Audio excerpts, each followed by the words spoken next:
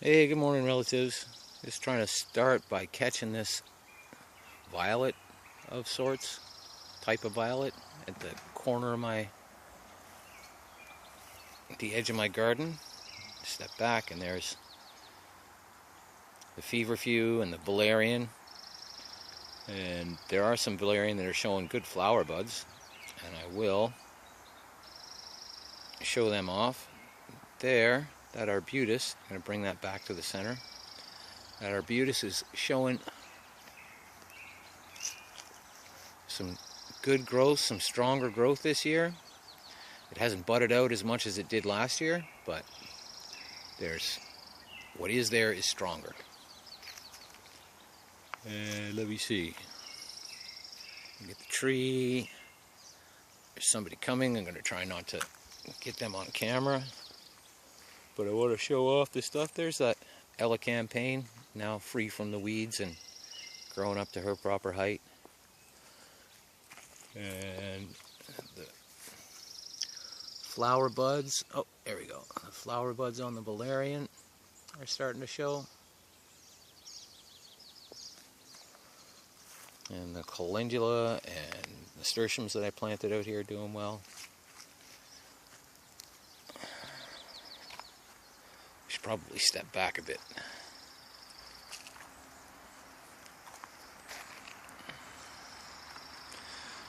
Don't have a steady cam. Should get a look at the cosmos. Those are beautiful. I don't know if those have... I got a picture of those last time. They started blooming recently. Did hope that I got pictures of the dandelions when they were in full bloom. The first wrap of the willow fence has been done. The longest one from the outside has been tied in. And when this second stem gets a little bit taller, it can go in.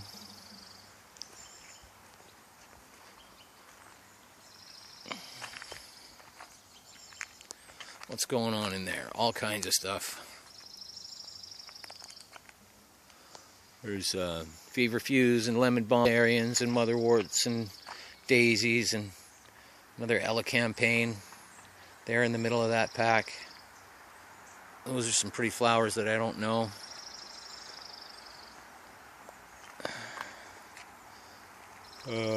Stepping over here, we take a look at the potato beds, which are still doing great. I want to move past this over here and get a look at the strawberries that I planted there deliberately, and they got all overtaken by weeds. I just cleaned the weeds out and fed the strawberries, and now they're flowering all over the place. And, you know, taking over territory, which is what I want them to do here. Some flowers that I planted intentionally, but I don't know what type they are. And there's the comfrey and the comfrey flowers. What do we got over here? There's a motherwort. The edge of the garden, I put some pots at the corners of these piles of dirt to sort of hold things up. I put the logs that were being used as seats in the garden for a while on the backs of those walls at the edge of the hill to hold the dirt in. Anyways, let's keep moving.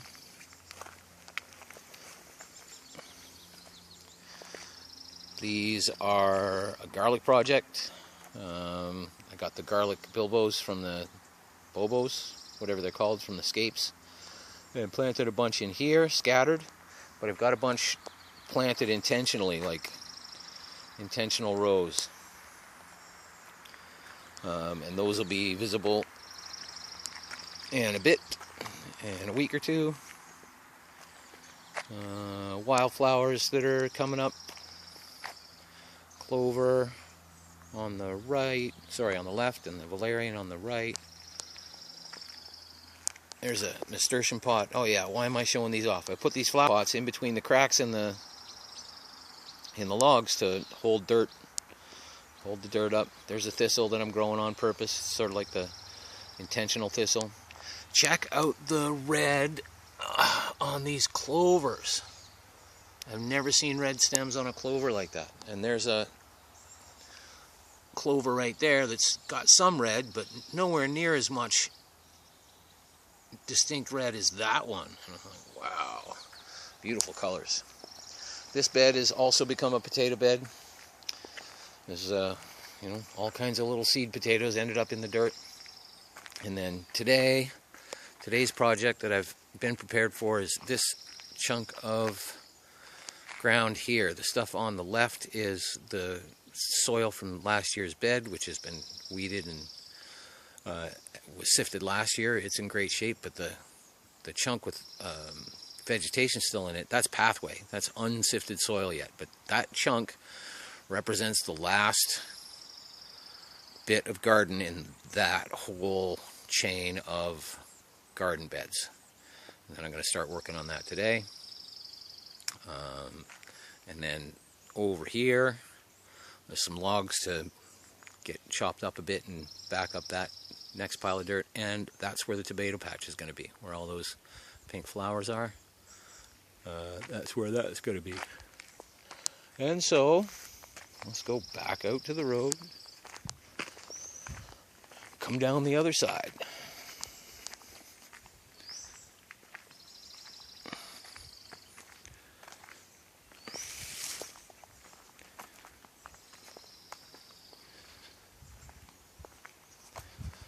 There's that Japanese maple, one of the smallest one in the batch. It's finally gaining some height. It's just sort of a transplant bed out here, but I've got some onions in there that are still taking off. I'm gonna have to get in here at some point and take these out and put some new stuff in. There's a Japanese maple doing well. Some nasturtiums in the back there that are gonna fill out and fill up this space under the plum tree. Lemon balm, the oaks here. Let's get a look at that. There's my tallest oak. They're a little bit mixed up now. The other oaks are in there. Second tallest, might be the third tallest. There's a Japanese maple in there. And I'm going to go around the other side so I can show off my yews. So I'm happy about those. What do we got there? Lavender, rosemary, a couple Japanese maples. There's a yellow cedar tree right there. But the yews, I'm going to see if I can get a picture. That is the little yew that I was so happy with showing the first little buds of new growth. Well, that new growth has expressed itself and it is growing after 4 years of showing nothing but the leaves that it went in there with. It's finally showing new growth. The other ones are showing fantastic growth for yews. And back here, it's a jumble of stuff. There's some junipers that they're starting to stand up. They're starting to root in. So I'm going to have like a bunch of junipers to distribute. There's some Japanese maples behind those cuttings that are suffering through the first effects of their being cut, but I'm pretty sure they're going to root as well. Got some lilacs and lilac cuttings, and that's a black cap raspberry that I'm trying to grow again.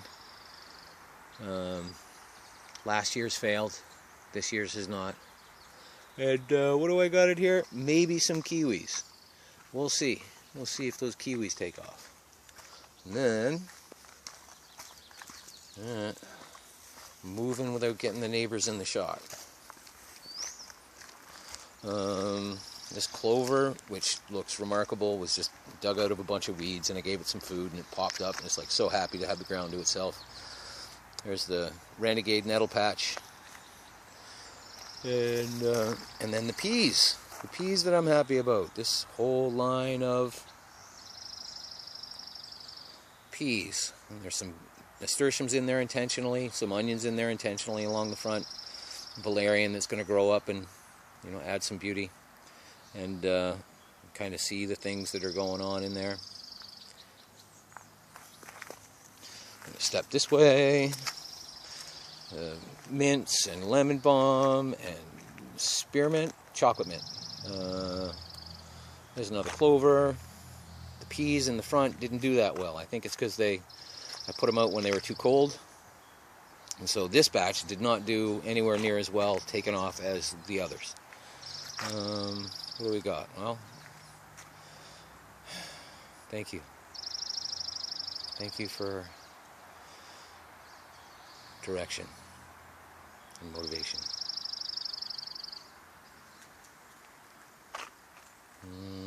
These were a little disappointing for a while, but I finally got some stuff that's popping up in it. I've got some volunteer tomatoes that you can see, just one in a pack. But then there's some that are like, oh, finally, whatever those are. Those are sprouting. Whatever those are that I put in there, those are sprouting well. The tobaccos, 3 of them have survived, and that one has not survived very well. These peas on this edge with the nasturtiums coming up on that laneway that I made back to the water pots.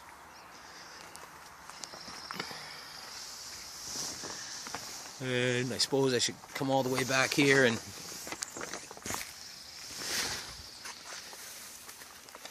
there's the azaleas that I cut from the big flowering azalea bush. They're starting to stand up straight, which means they're starting to root in the willow water. These are the back of the garden peas. And like right in front of you, in front of the camera, there's going to be some of the willow branches. What's that? It's a bucket of moss that will eventually go down and help keep water in the pots. Let's see, from here, nasturtium volunteers. There's some new trees that are in my garden. The Douglas fir, and maybe a balsam fir, and a juniper, and that might be a yellow cedar. And in here, you know, there's the potato plantation. Let's get a look at the compost pile. It's just bursting with potatoes and nettles and volunteers. Then back here into potato acres. Things are doing remarkably well for vegetation. And, you know, everything looks very, very happy, ready to flower. The chard is affected by one of my fertilizers. Sometimes I splash it on the leaves, and the leaves don't look good afterwards. But everything else, like the chard, is the most sensitive thing in the garden. So where am I here? Let's get a picture of that. That's like the one of my... Where is it? Oh, wow. It's shining very, very bright. There's an awful lot of light coming through that. I won't tell you what that is. The peppers. Of the 4 peppers that showed up, these 2 survived. That's unfortunate. Good news. The rare white strawberries